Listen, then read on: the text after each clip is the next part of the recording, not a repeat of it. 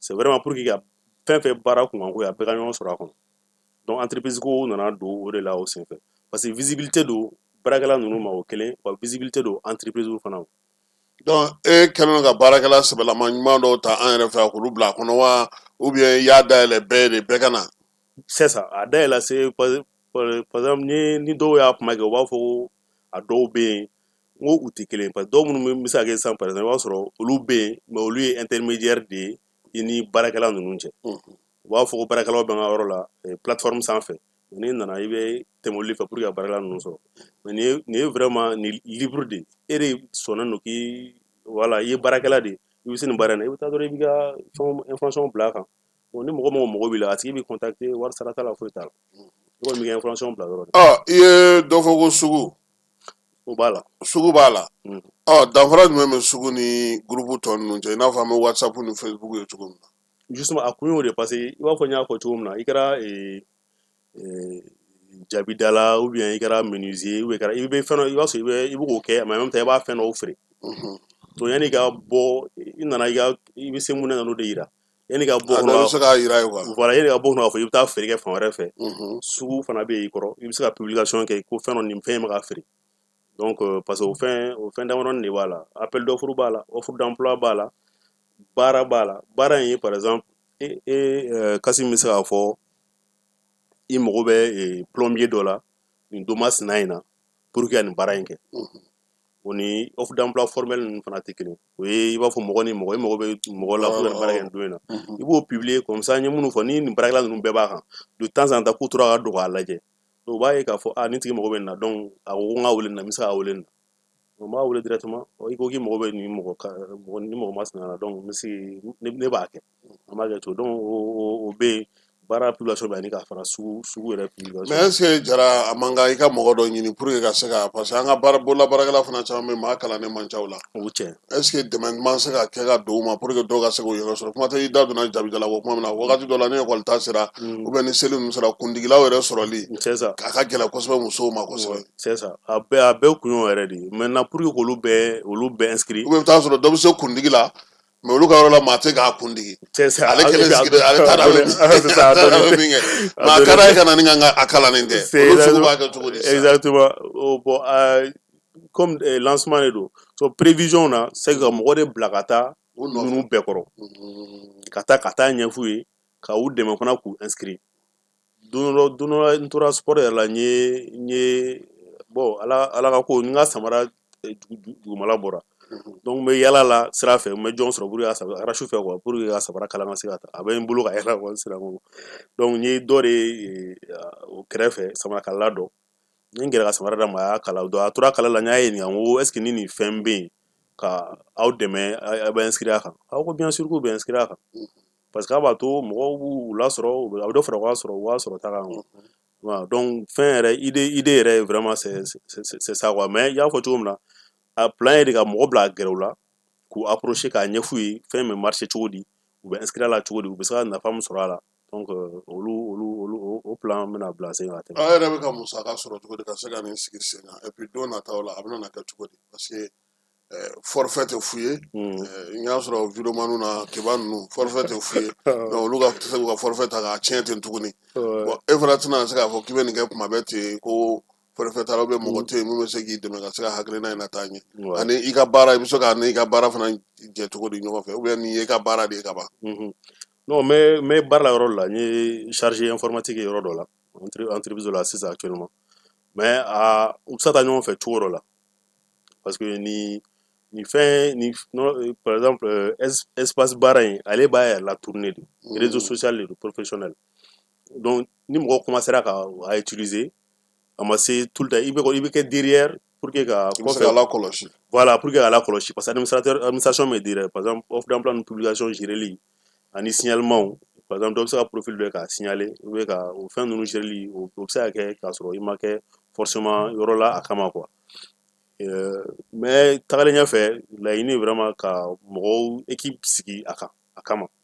yeli kama parce que i y'a fɔ cogo min na tagalen ɲɛfɛ hakilina ye mun ye a ka bonya kosɛbɛ yɛrɛ a ka se ka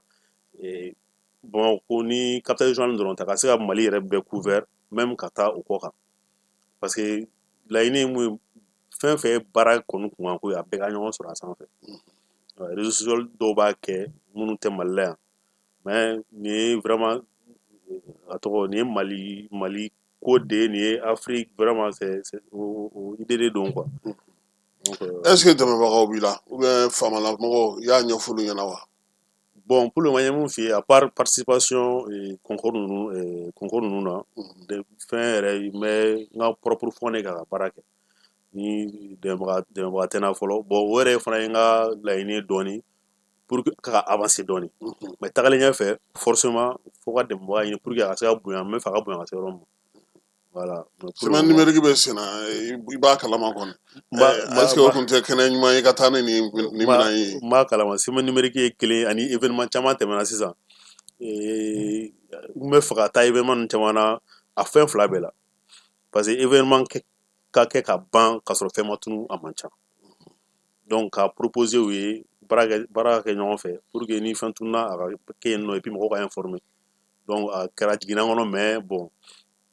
voilà comme a fɔra cogo min na n bɛ baara la yɔrɔ la temps ni fɛnw kama voilà mais voilà a ko bɛna kɛ ala tɛmɛ e yɛrɛ ka miiri ye jumɛn ye san 5 nataw la ka kɛ ni nin bɛ parce que a bɛ ka teliya ka taa ka an yɛrɛ to yɛrɛ a bɛ komi telefɔniw don o don n'i ye dɔ san u b'a fɔ sinikɛnɛ ko dɔ wɛrɛ bɔra tuguni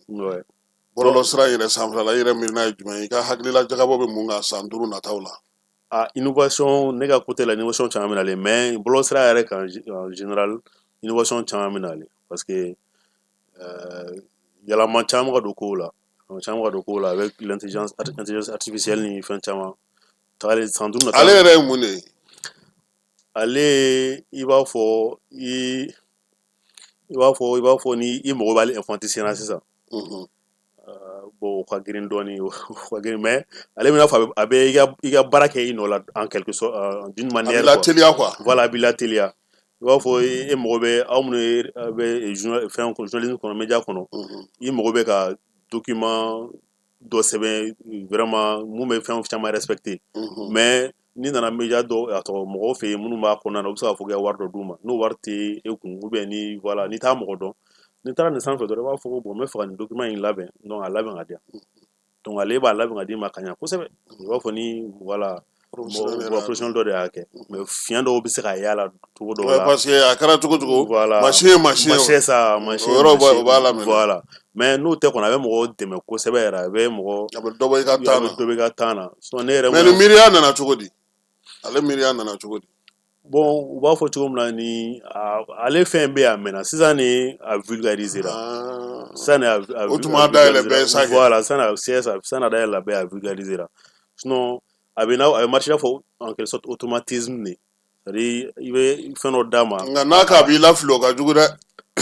n'o ka jugu ne yɛrɛ o ka dɔw ye u bɛ question dɔw poser a kunna a ka réponse senfɛ e yɛrɛ b'a dɔn ko a tɛ ka voilà parce que a fana ye baara kɛ ni a tɛ n'a fɔ n'a b'a bolo voilà a tɛ n'a fɔ n'a bɛ fɛn créer quoi a bɛ fɛn ɲini mɔgɔw de fɛ mɔgɔw bɛ fɛn minnu d'a ma information minnu d'a ma ka caya o de b'a entraîner donc o fɛn de la sisan ale b'a ka réponse d'i ma o de la i b'a dɔn ko machine don parce que i b'a fili dɔw bɛ nana kuma dɔ la i yɛrɛ b'i yɛrɛ ɲininka ne yɛrɛ bɛ nin kalama nin tɛ nin kalama mais bon a bɛ ka mais fo n'i ka kɛ baara fana kɔnɔna na mais a bɛ ka pousser ka taa bɛ ɲɔgɔn ɲɛ quoi n'o bɛ ɲɔgɔn ye et puis a bɛ ka pousser ka taa yɔrɔ dɔ la sisan ni ma hakili sigi a fɛ i b'a fɔ ko a bɛ tiɲɛni sira parce que a bɛ ka évoluer kosɛbɛ yɛrɛ mɔgɔw bɛ k'a ta ka tɛmɛ baara yɛrɛ kan donni caman bɛ ka don a kɔnɔ a bɛ ka faamuyali caman bɛ ka na a la donc a bɛ ka évoluer kosɛbɛ a bɛ ka évoluer yɛrɛ ayiwa yaasa an ka se k'a dɔn k'a fɔ i bɛ ka fɛn in kɛ ka ɲɛ est ce que misaliya bɛ yen bi fɛn tununnen na n'o fɔra n'o yera a sanfɛ ou bien ni mɔgɔ fana b'a kan min sera ka baara sɔrɔ bon o misaliya tɛ yen k'a fɔ ko fɛn tununnen bilara ka mun yira mais misaliya kɔni bɛ n'i yɛrɛ donna sisan i b'o ye fɛn tununnen dɔw bilara kan plutôt an ka kɛ fɛn bon tununnen ma ye mɔgɔ minnu y'a ye par exemple pièce dɔw b'a kan minnu yelen don a tɔmɔna a tigi ma dɔn donc u publier don a sanfɛ dɔ fana y'i ka mɔgɔ tununnen dɔ bila o yɛrɛ bɛ an ka région kɔnɔna la ale y'a publier ko denmisɛnnin dɔ don k'a tununnen don mɔgɔw k'a dɛmɛ k'a ɲini donc a fɛn avantage ye mun ye mɔgɔ bɛ se ka partager n'i donna n'i y'a ye i bɛ se k'a partager pour que mɔgɔ caman ka se k'a ye fana donc ni mɔgɔw ni mɔgɔya ye baara ko la dɔw fɛn mɔgɔ caman o côté na mɔgɔ caman sigilen don mais baara dɔw publier la bon o kɔfɛ a tigi y'u jɔ quoi parce que a ma mɔgɔ sɔrɔ a temps ale fana occupera donc a y'u jɔ sinon a yɛrɛ actuellement baara dɔw b'a sanfɛ par exemple baara dɔ b'a sanfɛ u ka dali dɔ binnen don ka dali lada olu ye ɲɛ mun fɔ o ye baara entre particulier n bɛ mɔgɔ ɲini na pour que a dali lakile olu dɔw b'a sanfɛ n y'a fɔ cogo min na fɛn a daminɛ sisan nin n ye a daminɛ fɔlɔ ka campagne dɔw kɛ sur internet pour que k'a lakodɔn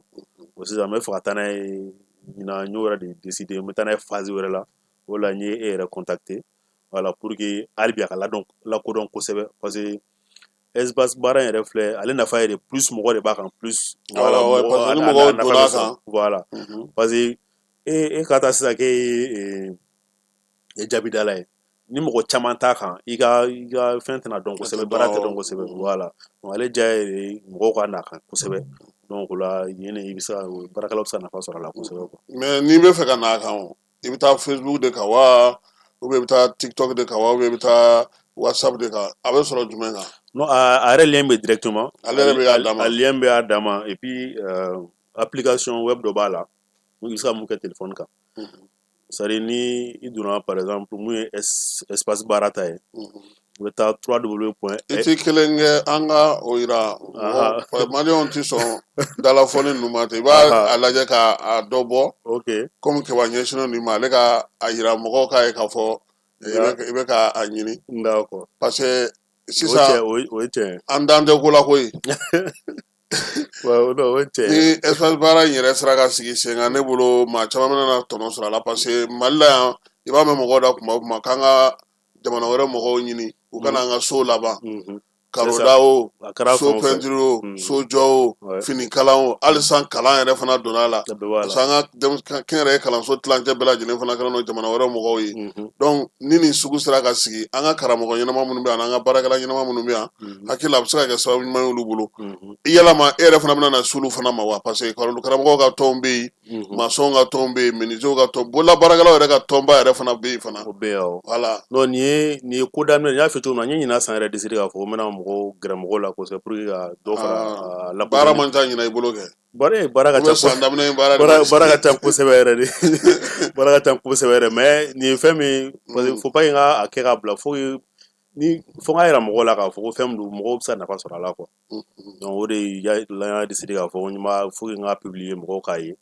voilà n y'a fɔ cogo min na n ye campagne dɔw yɛrɛ kɛ réseaux sociaux dɔw kan o y'a to yɛrɛ mɔgɔ caman inscrire la n y'a fɔ cogo min na kalankɛla enseignant dɔw b'o la enseignants b'o la kalalikɛlaw b'o la mɔgɔ caman de bɛ inscrire don il y a actuellement mɔgɔ min b'a kan a ka ca mɔgɔ 100 mɔgɔ minnu b'a kan voilà minnu bɔra a kalama campagne ninnu voilà olu b'a kan wa baarakɛla caman b'a sanfɛ mais gɛlɛya jumɛn yɛrɛ bɛ a la sisan e yɛrɛ bolo i bɛ ka degun jumɛn sɔrɔ bon o ye nin yɔrɔ in o la n wulila ka se e yɛrɛ ma o ye vraiment ka se ka lakodɔn voilà ka se ka lakodɔn parce que fɛn min don n'i ma gɛrɛ aw média mɔgɔw la a lakodɔn man di mais i ɲinɛna anw kɔ dɛ parce que min ye maliyɛn minnu bɛ kɔ kan ye olu fana est ce que u bɛ se ka don a la a bɛɛ b'a la mun na a bɛɛ b'a la yɛrɛ maliyɛn min bɛ kɔ kan hali mali yɛrɛ kɔnɔ yan par exemple sisan e bɛ se ka ne ka mɔgɔw de e bɛ se ka kɛ sisan k'e bɛna ne ka militants de y'olu ye yɔrɔ n'o bɛɛ place b'a la e bɛ se ka wuli sisan an ka daminɛ ka an ka maliyɛn minnu bɛ kɔ kan olu bɛɛ faga na mali la yan olu ta ye papier ko ye dɛ m'o kɔni f'i ye k'a bɛ sa olu ta ye ni na passeport visa carte séjour olu ta olu de ye parce que olu bɛ se k'a fɔ sisan ko n bɛ wuli ka na mali la a dɔw tɛ i b'a fɔ diyagoya i ka mɔgɔ dɔn yan i ka mɔgɔ dɔn surtout sojɔko la mɔgɔw y'u sɛgɛn dɛ voilà donc ni i mɛna donc n bɛ taa lajɛ est ce que mɔgɔ bɛ nin yɔrɔ in na mun bɛ sojɔ dɔn mun bɛ nin dɔn i b'a ɲini i bɛ se k'a tigi contacter directement ka sɔrɔ yanni ka se yan fɔlɔ ou bien o yɛrɛ ye i bɛ kɔ kan ye sinon hali mali yɛrɛ kɔnɔ yan i bɛ taa sikaso i bɛ taa segu i ye dunan ye n'i taara i mago bɛ sɔn ka jɔ nin baarakɛla in na bon n'i tɛ mɔgɔ dɔn n'i donna nin kɔnɔ dɔrɔn k'a lajɛ est ce que nin baarakɛla in bɛ sɔrɔ nin yɔrɔ in na n'i y'a dɔrɔn i bɛ se ka directement i b'a tigi bon nin yɔrɔ in na ne bɛna ɲininkali dɔ kɛ par exemple sisan e ka page sanfɛ ne ye keba ye ko keba ɲɔgɔnna kalalikɛla tɛ ni n ka marché ta ka d'a ma keba tununa na ne bɛ e de ɲini wa ou bien n bɛ taa jɔn de ɲini bon i bɛ keba de ɲini o la e min ye plateforme sigi e tɛ ɲini non parce que n y'a fɔ cogo min réseau social de don ne tɛ aw cɛ ma quoi i bɛ taa i b'i ka fɛn yira bon pour que o mɔgɔw bɔ ɲɔgɔn na sisan parti pour le moment sinon fɛn wɛrɛ bɛnalen kɔfɛ o ye vérifier parce que i bɛ se ka a bɛ n'a fɔ réseaux tɔ i bɛ se ka profil caman créer i bɛ se ka taa sisan hali dɔw yɛrɛ filila dɔw inscrit tɔ la au lieu que u ka a fɔ k'u yɛrɛ inscrit k'a fɔ k'u bɛ baara kɛ ONG la u y'a sɛbɛn u inscrit b'a fɔ ONG dɔ de don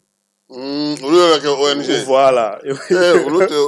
i m'a ye donc o n'a ɲɔgɔnw i bɛ taa sɔrɔ o bɛ yen ONG mais pour que sisan ONG masina ka na ale danfara ka bɔ mun y'a ta créer ko ONG i bɛ se k'i ka profil vérifier o la i bɛ tɛmɛ plateforme anw de fɛ an bɛ i ka profil vérifier parce que ne bɛ fɛ ka min fɔ maliyɛn minnu bɛ kɔ kan sisan olu ka yan baara fanba ye min ye o ye sɛbɛnko ye dannamɔgɔ ka sɔrɔ min bɛ se ka sɛbɛnko ɲɛnabɔ olu ta y'o ye kelen filanan ka se ka so jɔ u ye bon ni mɔgɔ dɔ nana ye sa e ka fɛn kan bɛɛ ko ko a tigi bɛ segu a bɛ se so jɔ la kosɛbɛ olu ka dannaya ta ka d'a kan bon a nana kɛ kabini o wari giriman in dira ale ma ale yɛrɛ sinna ka girinya tigɛ ka tunu est ce que aw bɛ fɛɛrɛ sigi pour que a tigi ka se ka ye ou bien a bugunnatigɛw ka se ka dɔn joona pour que a tigi k'a dɔn k'a fɔ ko a ko fɛn min don ni n donna kan assurance dɔnni ma voilà o de ye fɔlɔ ye profil vérifié filanan k'a fɔ k'an bɛ a tɔgɔ a tigi ɲini i fɛ non mais mɔgɔ bɛ se ka n'a signaler par exemple n'i ye profil kɛ k'a fɔ e yɛrɛ tɛ mɔgɔ b'a dɔn ko e tɛ donc u bɛ se ka n'a signaler k'a fɔ ko dusulen don karisa in na donc derrière a ka profil bɛ jɔ a b'a jɔ voilà a bɛ jɔ vérification bɛ kɛ ni o don ou bien dɔ bɛ yen sisan a bɛ se ka formation caman minɛ ekɔli ɲɛkɔrɔla la a b'a dɔn k'a tɛ se k'a kala bon denmisɛnninw ɲɛji bɛ bɔ ou bien seli ɲɛkɔrɔla ninnu na olu n'u ɲɔgɔnnaw ka ca parce que ni nin fɛn fasugu sigira i bɛ mɔgɔ sugu bɛɛ fana y'a kɔnɔ bɛɛ n'i nacogo don quoi o yɛrɛ don pour que ka se ka mɔgɔw lahakili sigi ni fɛɛrɛ bɛ yen ka se k'u lakɔlɔsi par exemple sisan dɔ ka kɛ a ye fini caman minɛ u tɛ k'a ye yɛrɛ ɲɛ yɛrɛ la tuguni a ye e yɛrɛ ka profil yɛrɛ to kɛrɛfɛ pewu mɔgɔw ɲɛ gannen don u mago b'u ka finiw la ne ka m'o n'a ɲɔgɔnnaw de ma quoi bon olu la fo ni autorité démarché parce que o ye parce que bɔlɔlɔsira ko la données confidentialité barika ka bon kosɛbɛ ka bon dɛ voilà donc e tɛ se ka e yɛrɛ kan ka se APDP la o n kan ka se n ye mail dɔ ci ma waati dɔ la yɛrɛ mais o ma jaabi non i bɛ se u fɛ yen mais n bɛna se u fɛ yen awɔ parce que e bɛ ka nin min kɛ nin ye mɔgɔw ka kunnafoniw b'i bolo c'est ça donc ni mɔgɔw ka kunnafoni bɛ mɔgɔ bolo i bɛ se APDP la ka t'i yɛrɛ kofɔ olu ye olu y'anw fana ka mɔgɔw ye exactement o ye tiɲɛ n y'a f'i ye cogo min n ye mail dɔ yɛrɛ k'u ma n t'a dɔn mail ma sɔrɔ ou bien mun mais voilà sinon n bɛna Mali baarakɛyɔrɔ mail jaabi man di dɛ comme i bɛ wuli k'i jɔ ka taa lettre o t'o jaabi kuma tɛ mail ma i yɛrɛ de bɛ taa ye ka t'i yɛrɛ yir'u la k'a fɔ e ye karisa ye ne nana n bɛ nin baara in de la a ye n bilasira n kan k'a kɛ cogo min na pour que aw kana tu ɲɔgɔn na parce que olu filɛ nin n'olu ye don min na olu b'a fɔ ko bon ko a ye taa cɛ nɔfɛ ka na n'a ye non o ye tiɲɛ voilà sinon n'i tora ko mail bɛ a bɛ meleke n'i ye dɛ sinon politique de confidentialité bɛ voilà vraiment fɛn dafalen de don politique de confidentialité y'a fɔ cogo min na a bɛ se ka mɔgɔw kalan yɔrɔ kama ani mɔgɔw ka temps kama so o politique in kɔnɔna na o bɛ a page a plateforme sanfɛ n'i donna i bɛ données fɛn bɛ récolter baara minnu bɛ k'a la a bɛɛ b'a kɔnɔ mais y'a fɔ cogo min na ɲuman kɔni o la yɛrɛ n y'a essayer i y'a fɔ cogo min na peut-être mail la o ma sɔrɔ mais n bɛna gɛrɛ o la ka physiquement an ka se ka kuma porte ouverte b'u fɛ yen sini ok sini u bɛ journée porte ouverte la d'accord u bɛ conférence de presse débat fana na o bɛ kɛ kurukanfuga la n'o banna 9h u bɛ daminɛ 9h wagati ka ban n'o banna u bɛ t'u ka yɔrɔ la porte ouverte bɛ yen fo ka taa se lansara waati ma peut-être que o senfɛ n'i taara u bɛ se ka explication caman d'i ma maintenant ni nin sigira Bamakɔ yan a ma se ka taa Segu ninnu ni Sikaso ni Kayo ninnu na tuguni dɛ i bɛ se k'i to yan ka awɔ sisan a bɛ yɔrɔ min na sisan bɛɛ b'a sɔrɔ i mago bɛ i bɛ don lien kɔnɔ dɔrɔn bɛɛ b'a sɔrɔ maintenant pour que ka olu fana lasɔrɔ n y'a f'i ye cogo min na parce que e yɛrɛ ka kuma na mɔgɔw kalannen man ca fo ka fɛɛrɛ kɛ de fana ka gɛrɛ olu bɛɛ la sigi wa sigidaw la voilà k'a ɲɛf'u ye u bɛ se ka fɛɛrɛ cogo min na mais e fana ka nin bɔlɔlɔsira in sen fɛ fana mɔgɔ caman bɛ se k'a mɛn parce que i kanubaga ka ca voilà yɔrɔw la mɔgɔ caman bɛ se ka. mais i bɛna se ekɔlidenw ma parce que olu fana mago bɛ se olu surtout fɛn tununnen ka ca kulu sanfɛla in na yan dɛ ale yɛrɛ fɛn olu ka fɛn tununnen bɛɛ tɛ e yɛrɛ est-ce que fɛn tununnen tɛ fan bɛɛ yan fɛn tununnen vraiment olu ka tununi ka ca dɛ kaye bɛ tunu bigi bɛ tunu kuma dɔ la examen se wagati devoir dɔw bɛ tunu c'est ça quoi parce que tiɲɛ a ka ɲi mɔgɔ caman sɔrɔ hali a ka ɲi ne yɛrɛ sɔrɔ i bɛ fɛn dɔ tɔmɔ i taara b'a tigi lasɔrɔ cogo min na i yɛrɛ kuma caman i bɛ tɛmɛ circulation na i b'a sɔrɔ dɔ ka pièce gulon mais o tigi ye cogo t'a la mais ni bɛɛ ye nin lakodɔn sisan ko bɛɛ ɲɔgɔn sɔrɔ a sanfɛ voilà mais est ce que aw yɛrɛ bɛ na temps d'aw yɛrɛ ma fana ka o n'a ɲɔgɔnnaw par exemple sisan i bɛ taa sɔrɔ carreau ni bɔlɔnko ni fɛnw na mɔgɔw ka fɛnw dulonnen don yen est ce que a bɛna na olu tɔw ta k'u publier ou bien o bɛ se ka kɛ surtout carte pièce ko ninnu na o bɛ se ka kɛ hali n ye mun f'i ye waati dɔ hali faamako la ka faamaw approcher parce que a nafaba bɛ se ka se hali olu yɛrɛ ma fɛntunu ko la surtout fɛn fɛn ye moto ko téléphone ko mobile ko voilà nafa bɛ se ka se hali olu yɛrɛ ma quoi c'est vraiment n y'a f'i cogo min na a daminɛ de don sinon idée ye mun ye ka bɛɛ rapprocher parce que a fɛn fila bɛɛ diya ye de ni bɛɛ ɲɔgɔn sɔrɔ a sanfɛ bɛɛ ɲɔgɔn sɔrɔ a sanfɛ de donc a bɛ sɔrɔ bɛɛ ka téléphone kan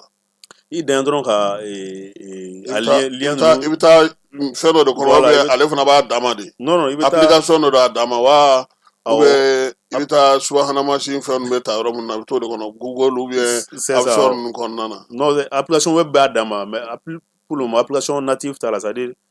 Play Store ni fɛn ninnu application t'a la mais n'i taara sisan Google Chrome kɔnɔ ou bien Firefox kɔnɔ ou bien Safari navigateur dɔ kɔnɔ ka lien taper www.sbase.com ou bien www.ayela.com a yɛrɛ b'a proposer directement i ka installer i ka téléphone na o ye application web de a bɛ kɛ i n'a fɔ application yɛrɛ ka téléphone na a bɛ n'i ka téléphone voilà directement i b'a fɔ application tɔw bɛ yɔrɔ min na voilà donc a bɛ taa installer yen voilà facilement i bɛ se ka don a kɔnɔ k'i ka baara kɛ o ka teli ekɔlidenw fɛ yen bon an ye dɔ kɛ kuma na mais yɔrɔ dɔ bɛ yen e bɛ sɔrɔ min ni mɔgɔ min bɛ fɛ k'i lasɔrɔ o tigi b'i lasɔrɔ cogo di ani i ka siège bɛ yɔrɔ jumɛn parce que LGN mɔgɔw taara ni miliyari 50 ye ten cogo in de la ten jabalama y'u la sɛbɛn t'u bolo u lakodɔnnen tɛ maa si ma se k'u ye wa anw minnu ka wari taara an si de bɛ an tɛ se ka taa Ture fɛ yen ko nin wari ni Ture yɛrɛ y'i sɔrɔ n'a yɛrɛ bɛ sɔn ka wari wɛrɛ bɔ ou bien ni Kulubali y'i sɔrɔ nin na i bɛ sɔn ka sɛgɛn a bolo dɛ parce que sɛgɛsɛgɛli min bɛ d'e kan minnu yɛrɛ taara olu yɛrɛ kunna bɛ diya ni e ye o an bɛɛ da de don an si tɛ ka kuma nka ko in juguyara yɛrɛ de a juguyara mɔgɔ ma kosɛbɛ bon pour le moment siège tɛ yen parce que a fɛ cogo min anglais fɛn na start-up de don fɛn bɔlɔlɔmɔgɔw b'a dɔn anw de t'a dɔn voilà sinon bɔlɔlɔkan min don minnu tulo b'an na olu b'a dɔn bɛnbɛrɛ mɔgɔ ninnu olu b'a dɔn min don bɛnbɛrɛ c'est ça olu b'a dɔn min don donc mais siège t'a la fɔlɔ voilà mais i bɛ ka o siran yɔrɔ min fɔ et puis a bɛ faamu c'est normal pour le moment warisara yɛrɛ tɛ hali ni warisara nana don a la i b'a ye a fɛn bɛɛ diyalen don a fɛn bɛɛ diyalen don c'est pas comme si an bɛna fɔ na wari d'a ma an bɛna baara d'i ma baara anw ta to yen aw yɛrɛ ni ɲɔgɔn cɛ don quoi voilà an ta yɛrɛ komi an bɛ bɔlɔlɔ sanfɛ cogo min voilà n'i ye mɔgɔ min ka fɛn n'a y'i ja o don n'a m'i ja salamu fatiha c'est ça quoi anw tɛ yen k'a fɔ i jagoyalen tɛ fana i kana don a kɔnɔ voilà i jagoyalen tɛ an tɛ k'a fɔ an bɛ don ni mɔgɔ cɛ i b'a fɔ i ye mun fɔ tunkarakɛw ta la k'a don ni mɔgɔ cɛ non i b'a sɔrɔ an bɛ siran de i b'a sɔrɔ mun mɔgɔ caman y'an gosi de koyi mɔgɔ y'an gosi dɛ o ko la sisan i b'a sɔrɔ mɔgɔ min ka baara de i b'a sɔrɔ ni mɔgɔ ka baara ye ka so jɔlen feere ou bien ka terrain feere olu dɔw fana bɛ se ka na a sanfɛ ni a ka d'olu ka u ni danfarakɛ u ni a tɔw cɛ u bɛ se ka n'u ka an contacter u ka profil bɛ vérifier parce que an bɛ vérification kɛ o dɔw kɛ o la pour que a yɛrɛ k'a vérifier len don o la mɔgɔ bɛ se ka olu contacter facilement mais k'a fɔ k'an bɛ don ni mɔgɔ cɛ a ma dabɔ o kama quoi vraiment voilà Mark Zuckerberg yɛrɛ ma don an ni maa cɛ k'an bɛɛ to an k'an débrouiller an yɛrɛ ni min b'an ni ɲɔgɔn cɛ an ka jamana kɔnɔ an k'olu ɲɛnabɔ Sina i nali diyara an ye kosɛbɛ ni kumakuncɛ kuma min b'i fɛ sabula an ka baabu a sera a kuncɛyɔrɔ walima ni welewelemada min b'i fɛ ani bilasiralikan surtout bi bɔlɔlɔ sanfɛla la k'a bɛ jaralakaw ye bɔlɔlɔ sɔrɔ an m'an lafiya ani Kulubalilaka kelen kelenw fulaw fana b'a la aw Kulubalilakaw de bon fulaw i bɛ se k'olu to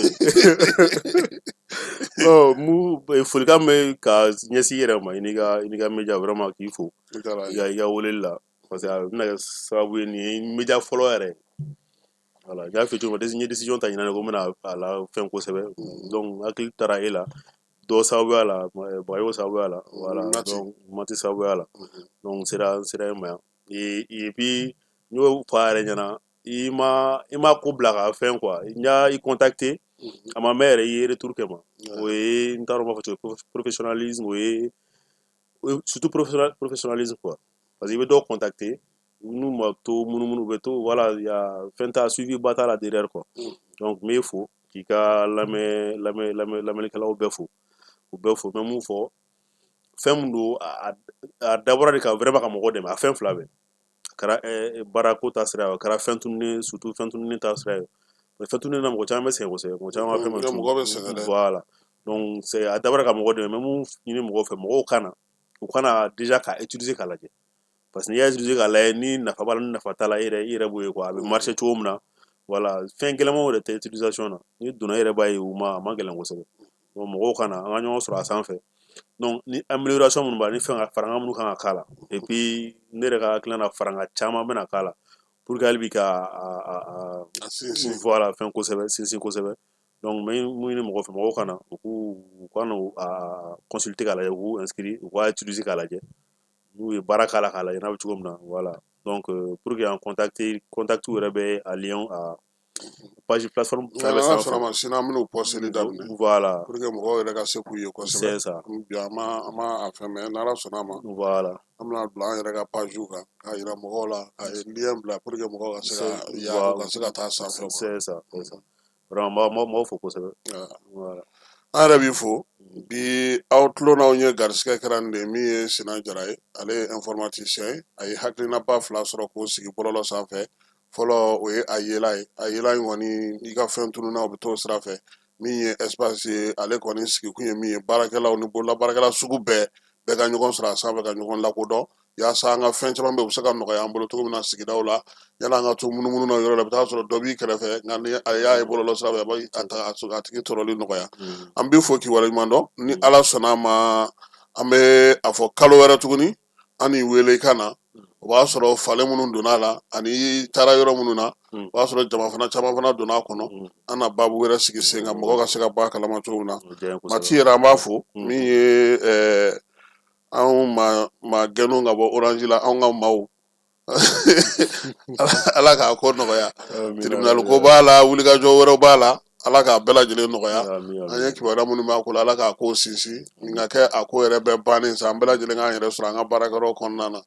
Falaye Keyita tun ani Keba Jalo olu y'a bila bɔlɔlɔ sanfɛ ne ta kun ye ɲininkali ye a k'an bɛn sini sɔgɔma nɛgɛ kanɲɛ 9 kunnafoniw olu kɛnɛ kan Ala ka dugu ɲuman kɛ Ala ka fayiri k'an bɛɛ lajɛlen garisigɛ dugutigi ni wari dafara e passe d'a kan ka sira di ne ma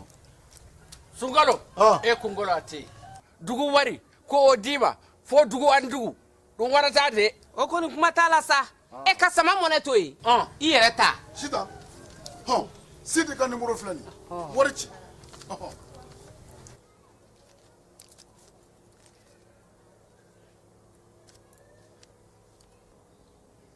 wari sera